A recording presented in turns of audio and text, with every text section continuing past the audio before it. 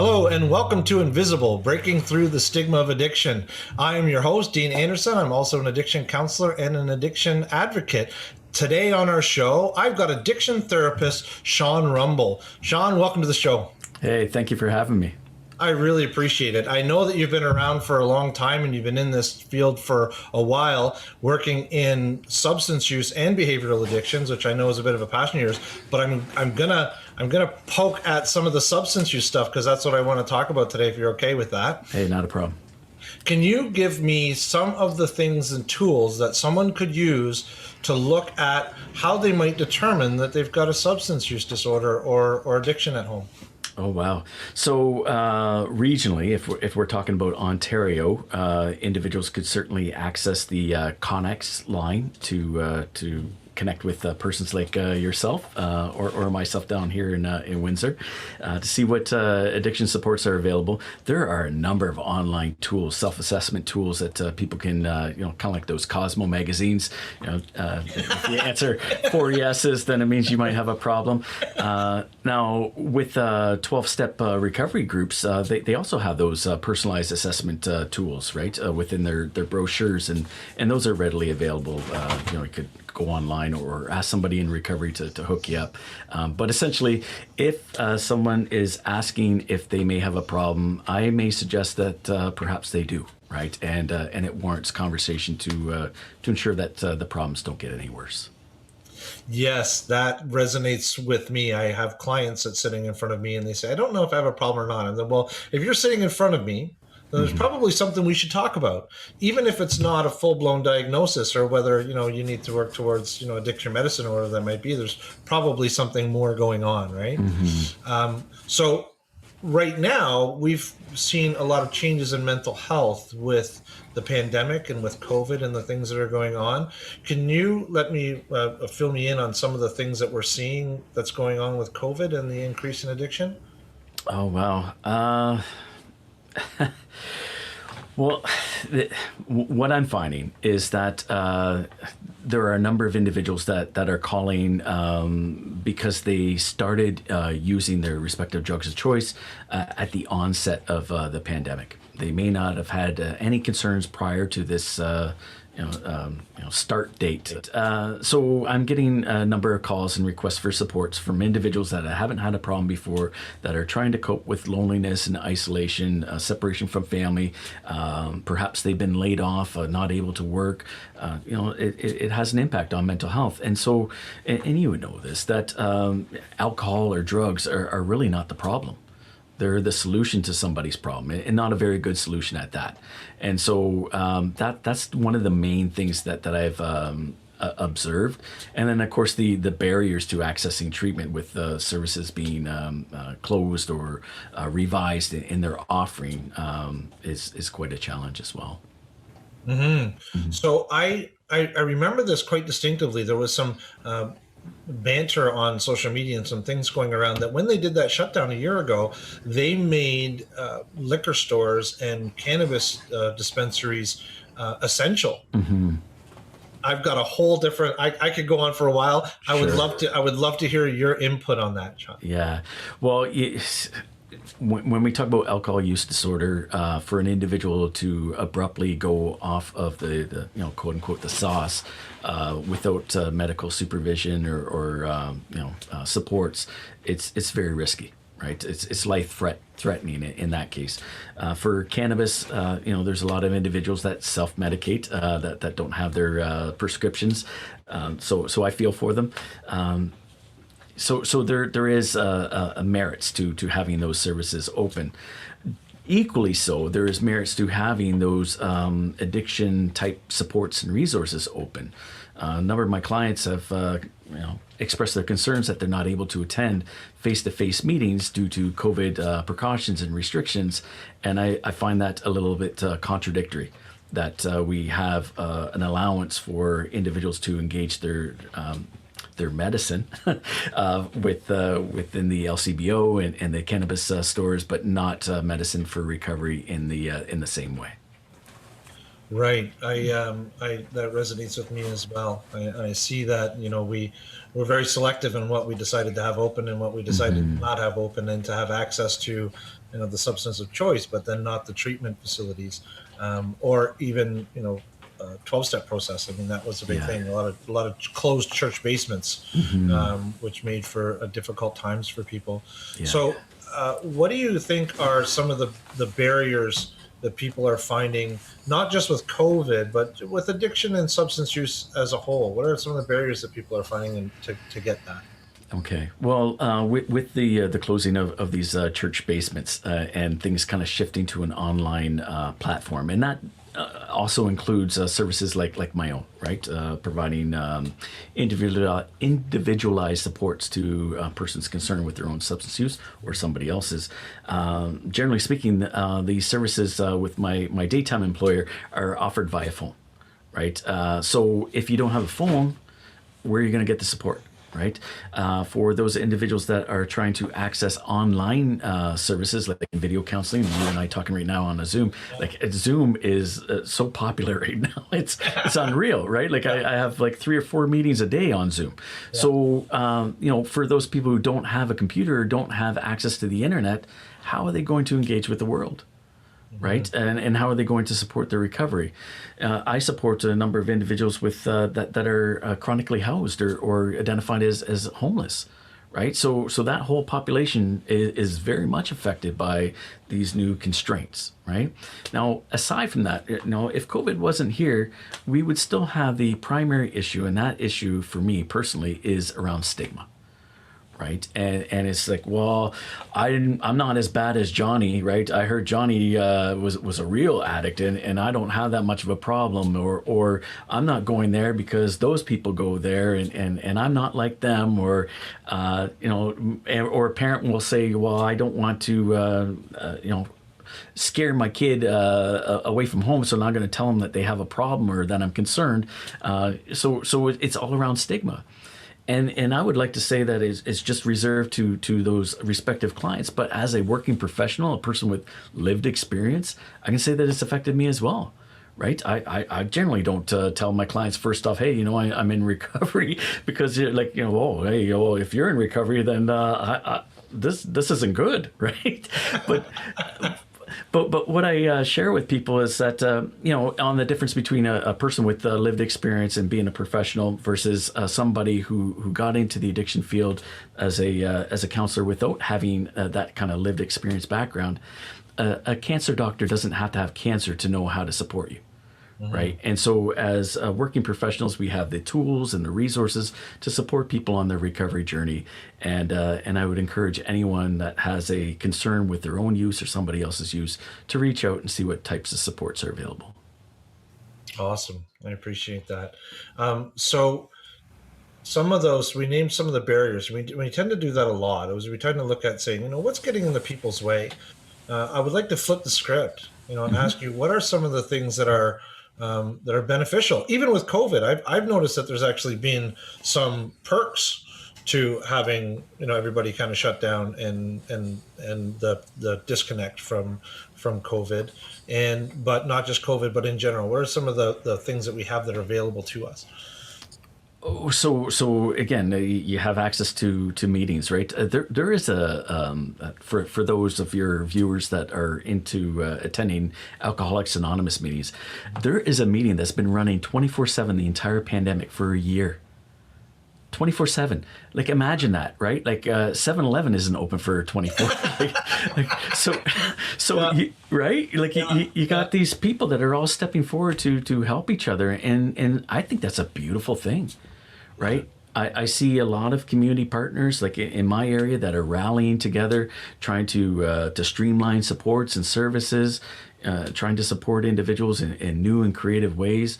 An agency I work for, they have provided cell phones to persons that don't have that, so they have access to the outside or the digital world.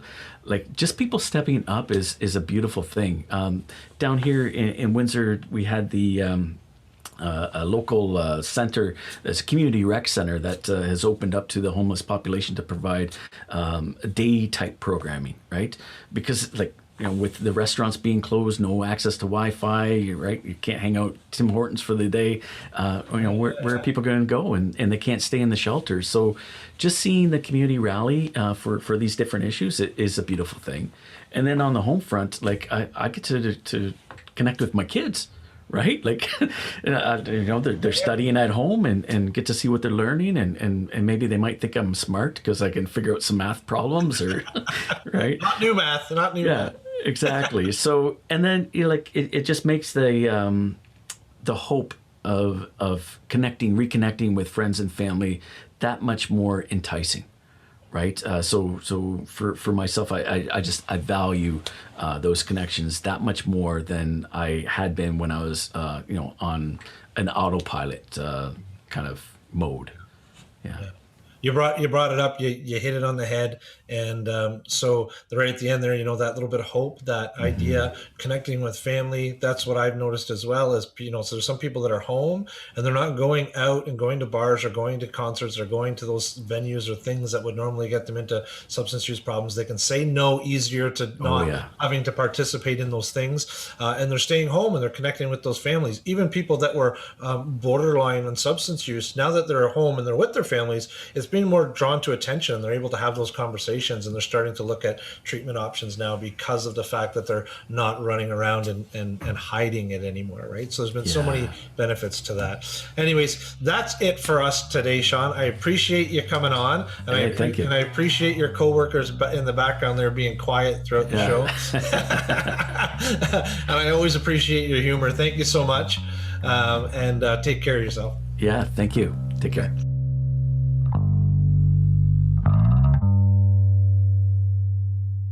Our second guest today is Laird Brush. Laird is the Executive Director of Westover Treatment Centre in Thamesville, Ontario. Laird, thank you for being on the show.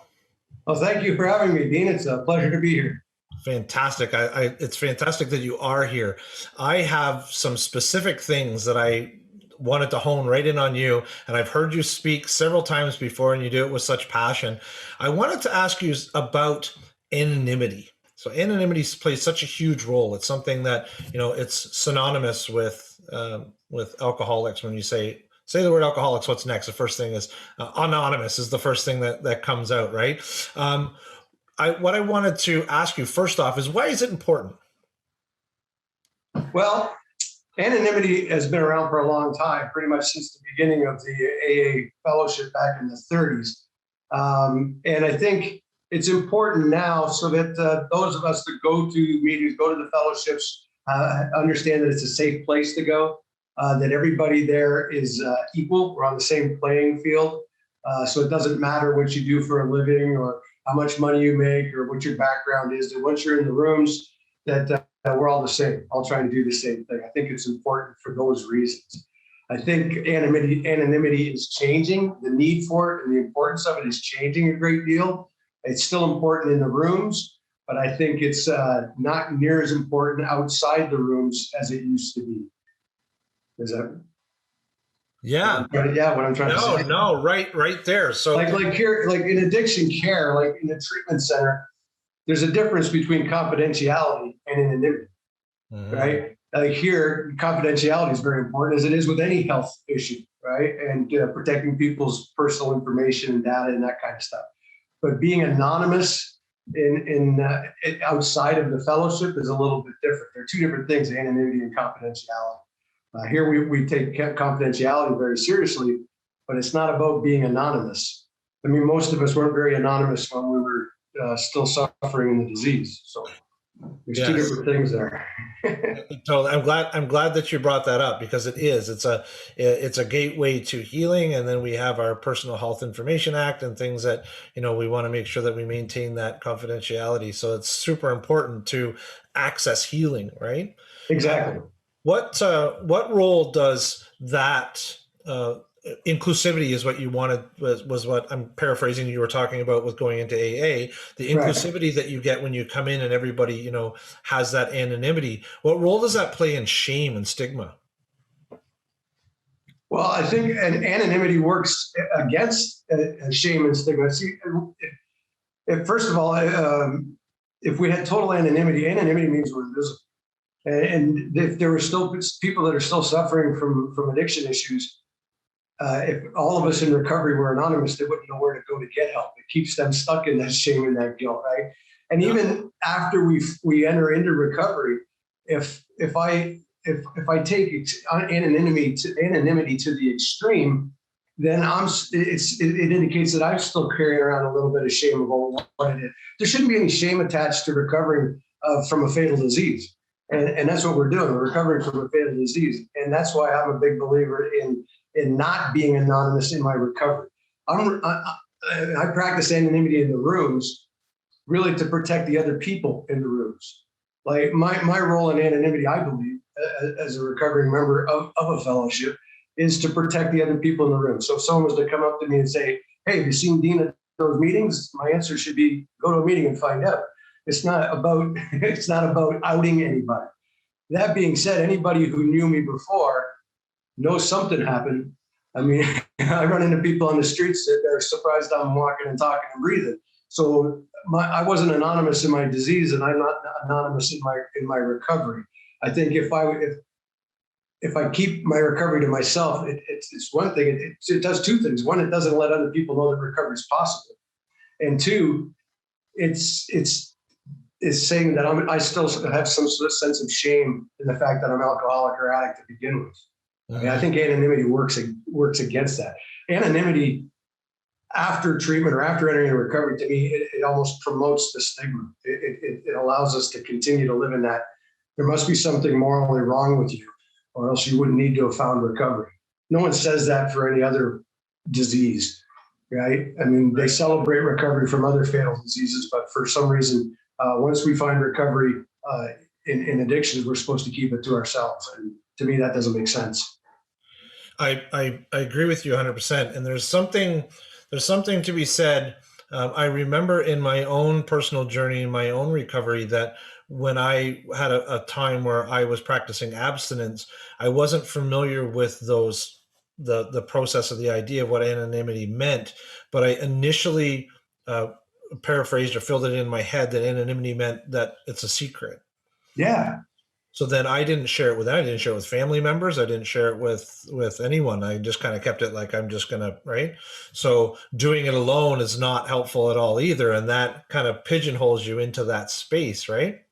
Exactly. And you mentioned secrets. Secrets is a perfect word for what we're talking about. When we're active in the disease, we think we're keeping it a secret, right? We don't want anybody to know really what we're doing. Yeah. And it's the same. For some reason, we think it has to be a secret once we find recovery. And secrets keep us sick, as you well know, right? I mean, It's about being honest and open about what we've been through and what we're doing and how we're getting well in our recovery. I mean, I don't run around shouting from the rooftops that I'm an alcoholic, in recovery, but I'll tell anybody who's willing to listen or wants to listen what I did to get better, to get well, and how I did that, whether it was through 12-step fellowships or treatment centers or whatever it is. I mean, I'll tell anybody who's willing to listen that I'm an alcoholic in recovery, right? And because if I keep that to myself, I keep that secret, it keeps me sick, and it doesn't give other people an opportunity to find the answer, to find recovery. Yes, and I love that you mentioned, any other disease, I wouldn't do that. So we know that when somebody, overcomes cancer, they're the first one to go on social media and say, "I've overcome cancer. I've done this thing," and everyone jumps on it and says yes, and they ring a bell and they do these celebrations, because people need to see that it's possible, that it's something that can be overcome. So being able to be open in that prospect, it shares that same faith and hope, right? Absolutely. So how does it impact accountability? How does it impact accountability? Well, recovering out loud makes me accountable. Again, if I'm anonymous and I'm holding on to a secret, I'm not accountable. Nobody knows anything about what I'm doing, what I've done, or if anything's even changed. So being able to not necessarily break anonymity, but being more open about recovery makes me accountable, right? Yeah, exactly. Yeah. that's all I wanted to hear you say. It just makes me accountable. It does. It makes me accountable for it, right? I mean, I'm accountable to everybody in the fellowship, people that have helped me get to this point in my recovery. I'm accountable to those that know what I used to be like and what I'm like now. I'm accountable to friends and family, anybody that's got any vested interest, anybody that cares about me. I'm accountable by recovering out loud and showing them, I'm doing it. I'm doing it every day, and taking responsibility for it. I mean, we're not responsible for getting sick. Nobody is. And that's another thing about the stigma attached to this disease. People think that we choose to do what we do, and we don't. I mean, did I choose to pick up a drink? Absolutely. But I don't ever remember sitting at the bar thinking, one more drink, I'll go to AA. I mean, I don't remember crossing that line. And so the disease of addiction is not a choice. But once we find recovery, though, we do have a responsibility, right? And my responsibility, including maintaining my own sobriety, my own recovery, is to help others find that. I think that's part of our responsibility. And you can't do that if you're invisible. You can't do that if you're anonymous. Right? People need to know that there is an answer, that you can't not only be abstinent, but be happy and live that different life that all of us came into recovery to find in the first place. And I love that you say that, there's no time and point when I, just decided that, I was going to go to AA, or I've switched. We don't realize that the chains are unbreakable until we try to break them. I mean, there's that process that says I'm kind of stuck here, and there's absolutely about it. So when I do decide to get that help and to step into it, I need a safe place. I need some anonymity. I need it for the ability to have that confidentiality and to be able to take my first steps into healing. But then after that, once I decide that I'm going to make this choice, that I'm going to recover out loud, what are some of the things I should worry about? What are the things I should maybe take into consideration before I go and blast on social media that I'm in recovery, or bring it up at Johnny's christening? Yeah, you need to. That's a great question. I'm fortunate in that everybody in my life is either in recovery or awful damn glad I am. So it's easier for me to talk about. I mean, I wouldn't put, I'm a recovering alcoholic on my resume, if I'm looking for work. It's not about being anonymous. It isn't so much about yelling it from the rooftops, like I mentioned, or going out and announcing that we're in recovery, that we've done this. It's more about being open to it when people want to know about it, right? Like I said before, when people want to know what happened or how I found recovery, I want to tell them. I want to be able to tell them. I go to 12-step fellowships. I went to treatment. I did these things. So I mean, I don't run into the grocery store telling everybody I'm an alcoholic in recovery, but I guess you got to know your audience, right? You want to be careful because, again, that gets back to this. You want to be careful. I think it was if you're comfortable enough to talk about your recovery, then talk about it. If you're not comfortable, then don't. There's no time limit on it, right? Yep. But I believe that every day that goes by that we don't put a chemical in our brains is a miracle. And I think I've shared that with you before. And yes. 2 days in a row is 2 miracles. 30 days is 30 miracles. 60 days is 60 miracles. Multiple years of recovery is just a series of miracles. Yeah. And I think it's about time that those of us in recovery stood up and showed the world what a group of miracles can do, right? They don't know. They don't have that. They don't have any idea. Everybody has this perception and this idea of what an active addict looks like. It's usually wrong, but they have this perception, right, of what an active addict is. They have no idea what recovery looks like, right? And I think not only for those that are still suffering and that haven't found the way into recovery yet, but even for those that don't understand the disease and the recovery process, we need to get together. We need to stand up and say, you know what? Yeah, I'm an alcoholic in recovery. This is what recovery looks like, right? And I think it's our responsibility. It's about time the people heard us do that. Awesome. Couldn't have said it better myself. You probably could have. Thank you very much, Laird. I appreciate you being on the show today, and we'll talk to you soon, and I'm sure that we'll be working together in the near future again. It's been my pleasure, Dean. Thank you for having me.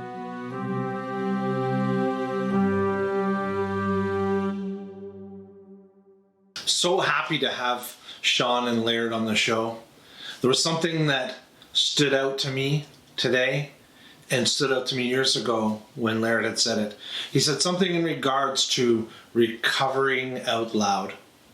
And that meant to me that to be proud and to have a voice and to express that you're in recovery. The statistics say that 1 in 5 people will suffer from substance use or substance use disorder in their lifetime. And if you imagine for a moment, if you were to count all of the people in your life and look at that fraction of those people that took up that 20% of society, you'd realize quickly that many, many people in your life are being impacted by this. But there's a lot of silence that sits around the disease. There's a lot of shame and stigma that sits around it. So it's important that we share that. We share it out loud, not just those who have been through it, but the families who have been impacted, the people who have lost loved ones. It's important for them to share that story and recover out loud so that other people can see that it's possible. And then most importantly, we destigmatize. We take away that shame. We assume that the person with the addiction is the brown paper bag alcoholic sitting in an alley, or the guy who's asking for change on the street. And the reality of it is, if you look at the numbers of 1 in 5, that's most people. That's a big percentage of people that are being impacted. That's your friends, your family, your coworkers. So recover out loud, and if we all have a voice, we can see how big of a problem this actually is, and we can start focusing on making dramatic changes. Remember, the best time to plant a tree is 20 years ago. The second best time is now. Thanks for watching.